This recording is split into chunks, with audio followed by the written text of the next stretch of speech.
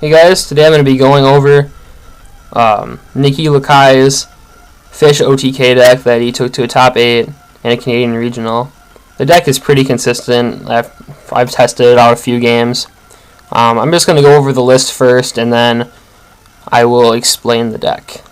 So there's 3 Coelacanth, 3 Fishborg, 3 Oyster Meister, 3 Snowman Eater, 3 Dupe Frog, 3 Swap Frog, 2 Treeborn Frog, 2 Light and Darkness Dragon, 1 Gorz, 1 Ronintoadin, 3 Moray of Greed, 3 Enemy Controller, 2 MST, 2 Gold Sarc, 2 Duality, 1 Reborn, 1 Trunade, 1 Cold Wave, 1 Dark Hole.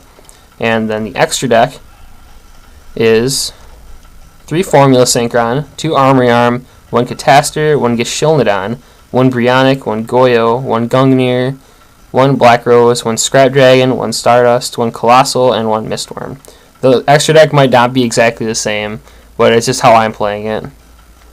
So basically what you're trying to do is you're trying to get 2 monsters on the field to sacrifice for Coelacanth. You either do this usually by getting Treeborn and Ronintoadin in the graveyard, and then using stuff like Enemy Controller to take their monsters if necessary. You get this set up by using your 3 Swap Frog to send the Treeborn and Ronintoadin to the graveyard, and the 3 Dupe Frogs to search out your Swap Frog. Dupe Frog also doubles as a way to stall out the early game while you try to draw into your Coelacanth and a piece of back row destruction. You can also use Snowman Eater for the same purpose of slowing the game down. The Sarcs, the Dualities, are both for digging for Trunade and Cold Wave, since you'll need one or the other to prevent your opponent from stopping you. The 3 Moray of Greed also accomplish this, but they also send back extra Fishborgs and Oyster Meisters, since you need to have them in the deck for Coelacanth's effect. The Light and Darkness Dragons give you an alternate win condition with control, since you can just keep pressing them and simplifying the game and then bouncing them with Swap Frog to repeatedly abuse them. And then once they get low enough on resources, you can bust out Coelacanth unmolested and just beat them. Yeah. So when you summon the Coelacanth, what you're going to do is you pitch the card for his effect, and then if you feel you have effect valor, you try to get another. You try to have another fish on the field, usually a Fishborg or an Oyster token of some sort.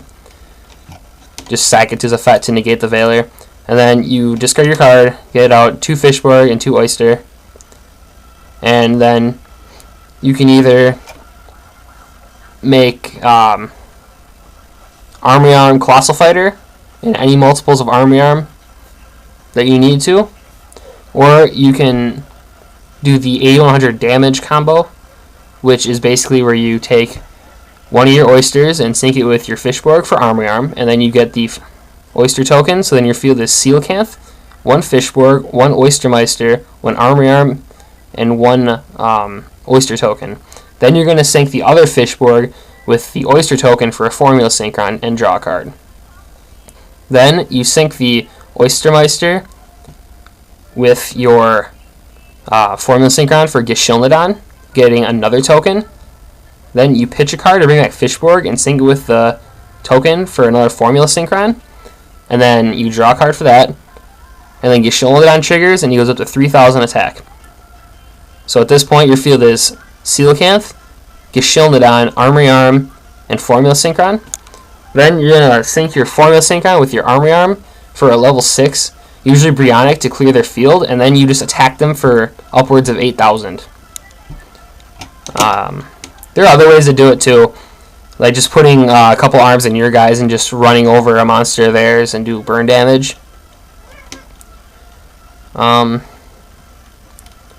didn't include a side deck because Nikki said that it was just a bunch of filler and 3 crows and 11 catastrophes. But you could also just side into like a normal Monarch strategy, put in like Faders and Caius and maybe Mobius too. that's about it for now on this. Just comment below and tell me what you guys think. I'll try to put up some games of me playing this deck. But I just don't have a lot of time to do that at this time.